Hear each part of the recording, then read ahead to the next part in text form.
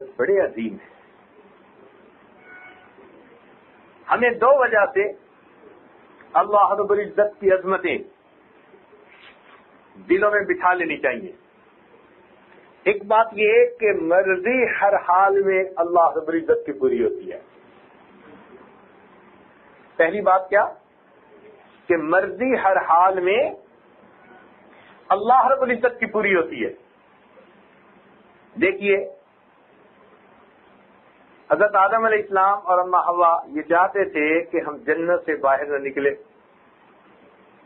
اور اللہ تعالیٰ نے چاہا کہ نیچے بھیج دیں تو اترے کہ نہ اترے. مرضی کس کی پوری ہوئی؟ اللہ کی.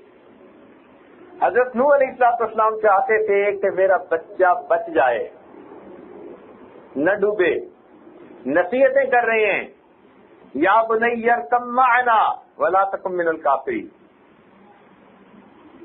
لیکن اللہ رب العزت نہیں چاہتے. فحال بینہم الموج فکان من المغرقین.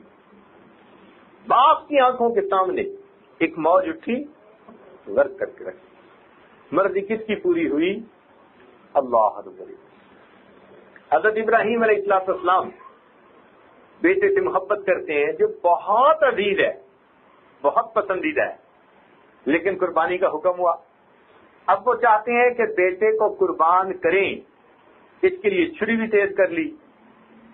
فَتَلَّهُ لِلْجَبِينِ، بیٹے کو بھی جبین کے بل لٹا دیا اور چھری بھی پھیرتے ہیں. اب چاہتے ہیں کہ بیٹے کو ذبح کر دے، اللہ تعالیٰ نہیں چاہتے تو اسماعیل علیہ السلام کو بچا لیا گیا. مرضی کس کی پوری ہوئی؟ اللہ.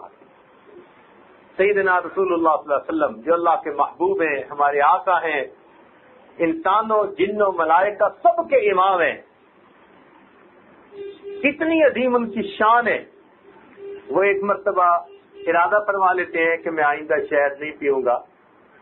پروردگار کی طرف سے محبوبانہ انداز میں بات ہوتی ہے، یا ایھا النبی لم تحرم ما احل اللہ لک تبتغی مرضات ازواجک واللہ غفور الرحیم. اور محبوب پھر اسے پینا شروع کر دیتے ہیں. تو مرضی کس کی پوری ہوئی؟ اللہ رب العزت.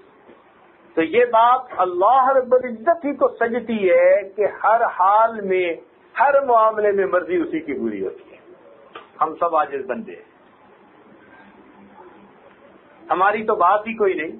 اولیاء، صحابہ، انبیاء، وہ بھی اللہ رب العزت کی مرضی کے پابند ہیں. جو پروردگار کا حکم ہے بس وہی چلتا ہے. تو مرضی ہر حال میں اللہ رب العزت کی پوری ہوتی ہے، ایک بات. اور دوسری بات کہ ہر چیز کے خزانے اللہ رب العزت کے پاس ہیں. وہ جس کو جتنا چاہتا ہے اتنا عطا کر دیتا ہے.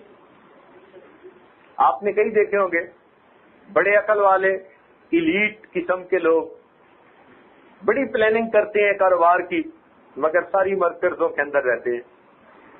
اور کئی سیدھے سادے جن کو دنیا بیوقوف کہتی ہے وہ ملٹی ملینر بنے ہوئے ہوتے ہیں. جس کو اللہ جتنا چاہتے عطا کر دیتا ہے. وَإِن مِّن شَيْءٍ، جو کوئی بھی چیز ہے إِلَّا عِندَنَا خَزَائِنُهُ، اس کے ہمارے پاس خزانے ہیں. وَمَا نُنَزِّلُهُ إِلَّا بِقَدْرٍ مَّعْلُومٍ، ایک معلوم اندازے کے مطابق ہم اسے اتارتے ہیں. اللہ رب العزت خزانوں کے مالک ہیں. صحت کے خزانے اللہ کے پاس، عزت کے خزانے اللہ کے پاس، خوشیوں کے خزانے اللہ کے پاس، سکون اطمینان کے خزانے اللہ کے پاس، ہر چیز کے خزانے اللہ رب العزت کے پاس ہیں. تو اس لیے ہم ہر حال میں اس کے محتاج ہیں. ہمیں جو کچھ ملا ہے یہ اللہ رب العزت کی عطا ہے، یہ اس مالک کی دین ہے. ہم اپنے سر کے بالوں سے لے کر پاؤں کے ناخنوں تک اللہ کے احسانات میں ڈوبے ہوئے ہیں.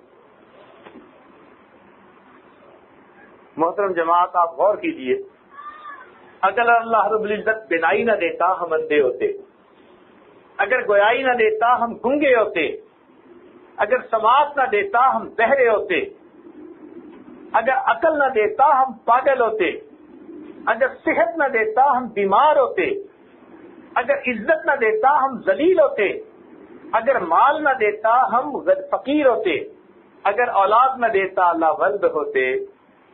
معلوم ہوا یہ جو عزتوں بری زندگی گزارتے ہیں یہ سب اس مولا کا احسان ہی تو ہے۔ تو یہ دو وجوہات ایسی ہیں کہ ہمیں چاہیے کہ ہم اللہ رب العزت سے ٹوٹ کر محبت کریں، کہ مرضی جب اسی کی پوری ہوتی ہے اور دینے والا وہی ہے، ہم سب لینے والے ہیں، تو کیوں نہ اس ذات کے ساتھ محبت کریں۔ اسی کے پاس ہم نے قیامت کے دن حاضر ہونا ہے۔ دیکھیے قیامت کے دن انسان دو طرح سے اللہ کے حضور پیش ہوں گے، یا دوست کی شکل میں یا مجرم دشمن کی شکل میں، دو ہی طرح ہوگی۔ تو جس آدمی کے دل میں یہ بات بیٹھ جائے کہ مجھے اللہ سے ملاقات کرنی ہے اور وہ اس کے لیے نیک عمل کرے، تو یہ انسان گناہوں سے بچے گا اور نیکی پر زندگی گزارے گا۔ اس لیے فرمایا من کان یرجو لقاء اللہ فإن اجل اللہ لآت، جو اللہ رب العزت کی ملاقات کا دل میں یقین رکھتا ہے، امید رکھتا ہے، تمنا رکھتا ہے، اللہ کی ملاقات ہونے والی ہے۔ اور دوسری کا فرمایا ومن کان یرجو لقاء ربہ فلیعمل عملا صالحا ولا یشرک بعبادۃ ربہ احدا۔ تو جو چاہتا ہے کہ مجھے اللہ سے ملاقات نصیب ہو، اس کو چاہیے کہ وہ نیک عمل کرے۔ تو انسان کو دو باتیں یاد رکھنی چاہیے، اس کے دل میں یا تو اللہ رب العزت سے ملاقات کا شوق ہو تو یہ انسان نیکی میں مشغول رہے گا، گناہوں سے بچے گا، یا پھر اس کے دل میں اللہ کے سامنے پیشی کا خوف ہو، پھر بھی گناہوں سے بچے گا۔ یہ دو چیزیں اس کو گناہوں سے بچاتی ہیں، اللہ تعالی سے ملاقات کا شوق یا پھر اللہ رب العزت کے سامنے پیشی کا خوف۔ ہمارے اکابرین صالحین ان کے دلوں میں اللہ سے ملاقات کا شوق ہوتا تھا، سبحان اللہ۔